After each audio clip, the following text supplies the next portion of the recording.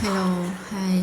കഴിഞ്ഞ ദിവസം ഞാൻ വീഡിയോ ഇട്ടപ്പോൾ ഞാൻ പറഞ്ഞിരുന്നു, ഞാനൊരു ടിപ്സ് കൂടി നിങ്ങൾക്ക് പറഞ്ഞുതരാം.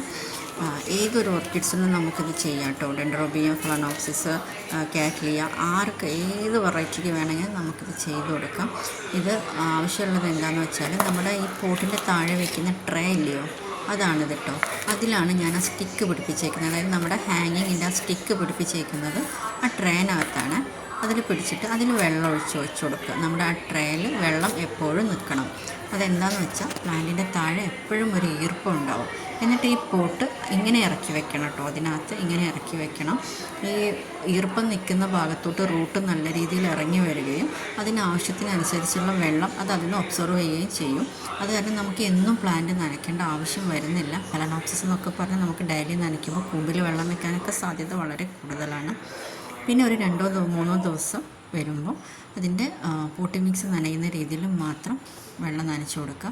താഴെ ട്രേയിൽ എപ്പോഴും വെള്ളം നിർത്തി കൊടുക്കുകയും ചെയ്യാം.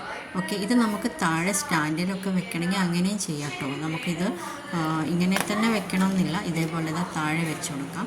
സ്റ്റാൻഡിൽ ഇതേപോലെ ട്രേ വെച്ചിട്ട് വെള്ളം ഒഴിച്ചിട്ട് അങ്ങനെ വെക്കാം. ഹാങ്ങിങ് ചെയ്യാം. Okay, thank you.